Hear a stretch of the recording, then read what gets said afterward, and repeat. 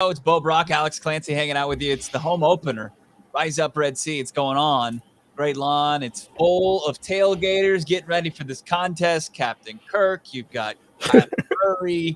You've got this Arizona Cardinals offense, upstart offense. We'll see if they can do it again. Let's officially fire things up for this thing.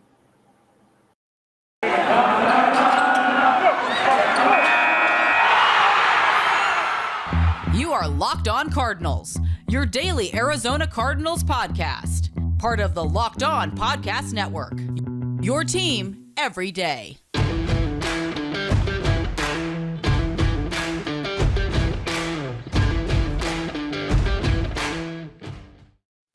Where are my Eno Benjamin lovers at, man? Because unfortunately, he will not be active in the game. Tay Gowan, once again, is inactive. You've got Devon Kennard inactive, Joshua Miles, and third quarterback Chris Straveler inactive. But who is active? Alex Clancy is your starting right tackle. Calvin Beachum, we'll see what his availability looks like today. Yeah, it's a big get. It's a big crisis averted there.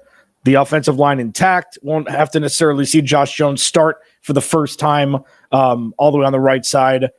All is in order for the Cardinals to rinse and repeat from what they did week 1 against Tennessee this time at home.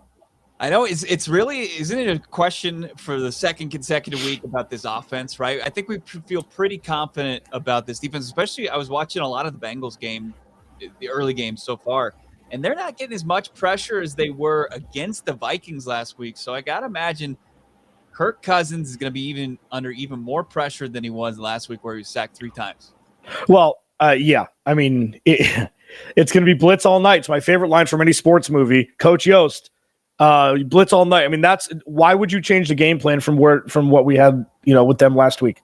I say again, this should legitimately be a repeat of last week, and we'll see. But just buyer beware here. You know how New Orleans last week was this world beater, and everybody's like, they're going to roll in Carolina. They're getting their asses smacked right now. Yeah. By Carolina on the road. So I know the Cardinals game is a home game, but it just is another reminder that there really isn't any real momentum in the NFL from week to week. It's like 17 little seasons that are separated. Hopefully the Cardinals can add a little bit more momentum than New Orleans is in their week 2 endeavor. Yeah, I don't disagree with that at all. I think that you can be humbled very quickly in this league, and especially when you have the inconsistencies that they had at the end of last year. 1 week does not change everything. I think that this offense certainly has an opportunity here to feast on this Minnesota Vikings defense, which is down a couple guys. Everson Griffin has the concussion. They've got, basically it's Harrison Smith and maybe Mike Pierce in the middle of that thing. This is a good opportunity for Kyler Murray to put up some pretty good fantasy numbers. Yeah.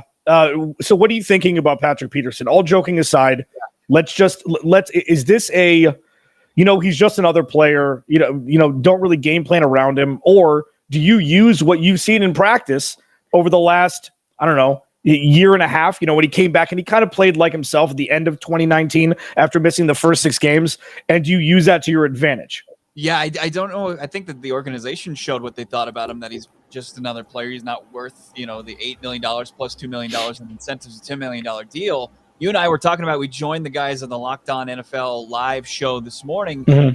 And yeah, you want him to go after Patrick Peterson. I'm like, well, that'd probably be a decent game plan, but the guy on the other side is actually a liability. And Bashaud Breeland had a brutal performance in week 1.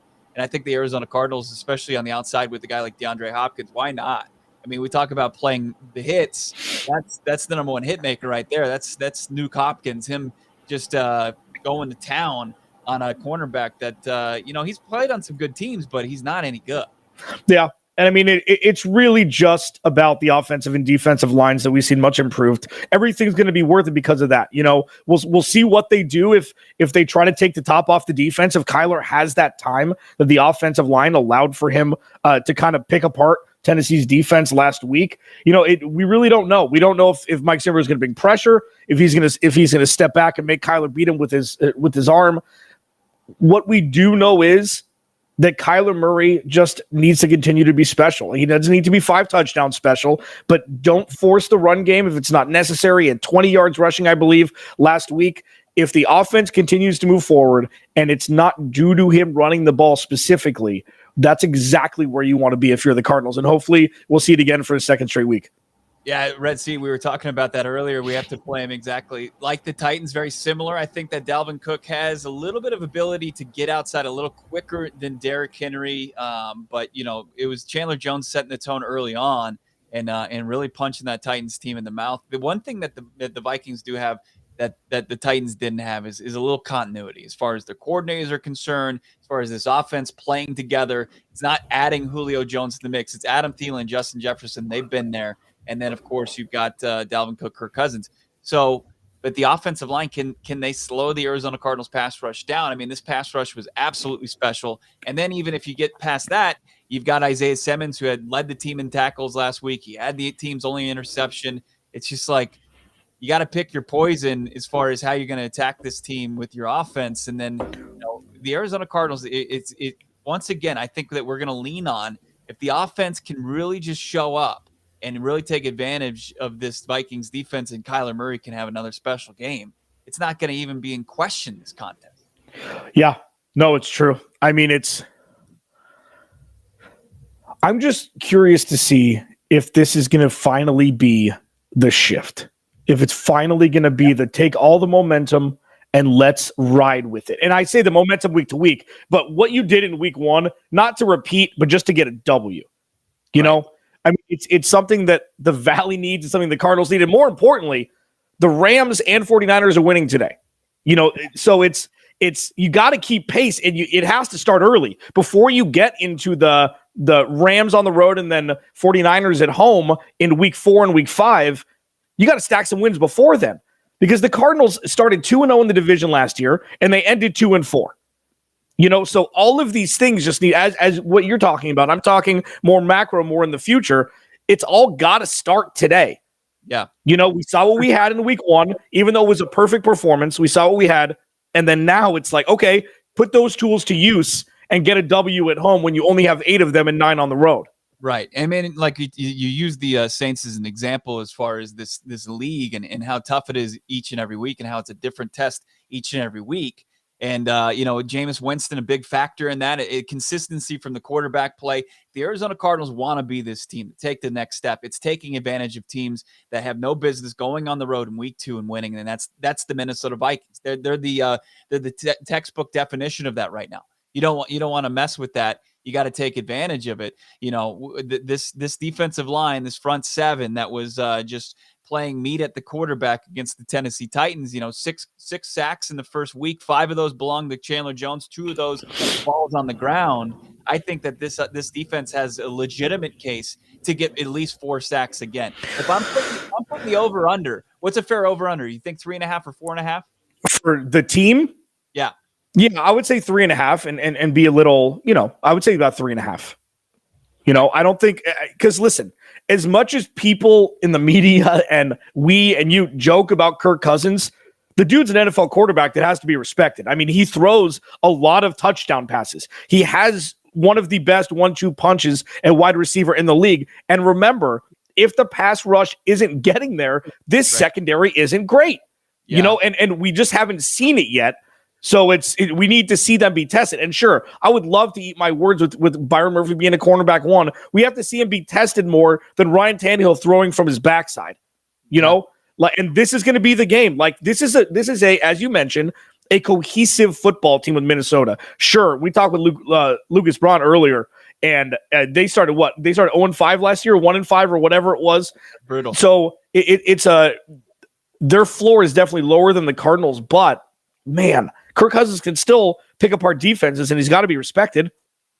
Yeah, he does, because he takes what the defense gives you. He's not going to get it flustered as much. The Arizona Cardinals, we talked about the play action going into last week and how that was such a key component to the Titans offense, and they were limited to just 2 play action passes in that entire game. They took that completely out of the equation. If the Arizona Cardinals can do that with the Vikings, who are kind of the Titans light as far as what they like to do offensively, they attempted the play action 8 times last week in a game against the Cincinnati Bengals. If that's something you can completely remove, you limit a guy like Kirk Cousins and his ability to kind of keep the defense, guessing with such a good running back like Dalvin Cook. So it's going to be, as far as the Cardinals are concerned, I think that, the offense is the thing I'm watching today for the most part. But if the defense can continue to play lights out, they can make up for another slow start offensively, potentially. And again, my favorite thing to say, if the offense isn't the strength, moratorium. It's like, because you're right. There's still more question marks on if this offense will work than there are on if the defense and the trust in Vance Joseph is, a farce, which it isn't. So we'll see. I mean, they had a nice test against a bad defense in week 1, and we'll see that this is level 2. I told you, it's like Mario. They beat the first boss. Let's see if they can beat the second boss with an actual defense, with a defensive-minded head coach that's actually implemented it over the last couple seasons, like Tennessee has not. I was thinking it was more like Mike Tyson's punch-out, but maybe. I was so bad at that game. Joe Flamenco, the early first-round opponent, that's an easy knockout. But yeah, Mario and your bosses, I think that's all fair too. I appreciate it. And in no way am I comparing the Saints to the Cardinals by any stretch with that analogy earlier. It's just like team makeup wise, like they are just getting abused on the road against. They're making Sam Darnold look like Superman. And I know that Marshawn Lattimore, they have a lot of COVID issues, coaches wise, players wise, and injury wise. They put Marcus Davenport. They've been on the road for essentially with the hurricane and all that. They've been on the road for such a long time. A lot of adversity they're facing, but you talk about the 2 NFC West teams, and we're going to wrap up here in a couple minutes our pregame show. The Niners taking advantage of the Philadelphia Eagles. It's more the Eagles than the Niners dominating there in Philly, and then but the Rams continue to roll. I mean, the Colts, who are on the Arizona Cardinals schedule down the line, thankfully, they're a dumpster fire. And Matthew Stafford continues to get clean pockets and continues to just feast with Cooper Kupp. But so I mean that's all coming in the line. You always gotta you want to take care of business, of course, against teams like the Vikings. But in the NFC West, it's tough not to have an eye towards the future and the teams that you're gonna have to face. But as much as things change in week 2, some of them remain the same, and the Rams' dominance continues to happen against the Colts. Yeah, I mean, he threw one bad ball, Stafford did. I was watching this game earlier, but I mean, Cooper Kupp and Robert Woods are now going to be elevated as one of the better wide receiver 1-2 punches in the league, like we know they have been. And Darrell Henderson looks good as the lead back. Like, I don't know what happened to the Colts defense. Maybe they're just on the field a lot. But yeah, Carson Wentz threw a shovel pass interception inside the 2-yard line. It's difficult to throw an interception when you're inside the 2-yard line and not end up in the end zone. But yeah, I mean, it's only going to get more difficult for the Cardinals. If they can stack a win today and a win against Jacksonville on the road in week 3, we'll be cooking with gas and you'll have a little bit of leeway. Got to get it done today first. Yeah, 49ers up 7-3 as we record this little pregame show. It's live or streaming it. We're going to try to do this each and every week. It's a little bit easier here as Arizona Cardinals play in the later games. Kickoff at 1:05 from State Farm Stadium. Niners up 7-3, and then you've got the Rams, as Alex mentioned, 17-6, one bad pass. So it's kind of there's still a lot of excitement. Like there's nothing that's really thrown me off today so far, and I hopefully the Arizona Cardinals are the big time first as far as that's concerned. Yeah, let's hope that our halftime show will be as fun as last week, and our post game show will be as fun. Always want to be smiling here on Locked On Cardinals, Yeah, no doubt about it. Huge opportunity. Kirk Cousins, Justin Jefferson. Are you looking at any of the matchups as far as like one-on-one? Do you prefer like Byron Murphy going up against Justin Jefferson or Adam Thielen? Does it matter to you? Adam Thielen is so dangerous. He's more the possession receiver guy. Justin Jefferson, he's going to catch the ball 7 yards, a 7-yard pass and take it to the house. I mean, like what we said last week, they need to avoid big plays. Justin Jefferson, your big play guy. Adam Thielen's got speed, especially in the red zone. Adam Thielen is going to get thrown the ball.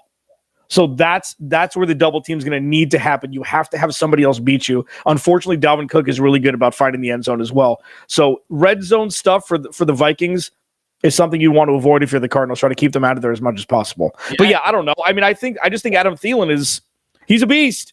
He had 2 touchdowns last week. He's an absolute beast. Yeah, he wasn't healthy really a lot of last season. So Justin Jefferson was able to take advantage of that and really put forth historically one of the best rookie season that we've ever seen from a wide receiver. But, if it's going to be, we want to see another solid performance from Robert Alford, his first game in 2 years, something that's not talked about enough, that he was able to get it back out there and play as well as he did. He tipped the ball, broke up the pass that it resulted in the Isaiah Simmons pick. And then, we saw Marco Wilson. He played very well in 91% of the snaps. We'll see if we see more Zaven Collins. As we mentioned, Kelvin Beachum, he's active. We'll see if he's going to start. But really, for the most part, we're just now an hour and less than 15 minutes of kickoff. And we'll be talking to you guys again at halftime. Cannot wait for that. Make sure you're following Alex on Twitter at Clancy's Corner. Follow me at BOBRACK, Bob Brack. Of course, follow the podcast at Locked On AZ Card. Got great content coming at you throughout the game. Some great opinions, some great insight. Make sure you're following at Locked On AZ Cards, at Clancy's Corner, at BOBRACK. Absolutely, yeah. Thielen, Jefferson, both beasts, but you can really simplify things by making the Vikings one-dimensional and putting them in, third, second, and long, and really making Kirk Cousins' life a living hell, just like you did with Ryan Tannehill. It's kind of lame that we basically have the same analysis from week to week. Things will definitely change up when the Cardinals take on the Jacksonville Jaguars, but hopefully it works out just as well as it did in week 1. I'm ready. Let's roll, baby. Let's do it. That's going to end our pregame show. We're going to get back at it at halftime. We will talk to you then. Let's enjoy this first half. Enjoy the remaining of the early games. For Bo and Alex,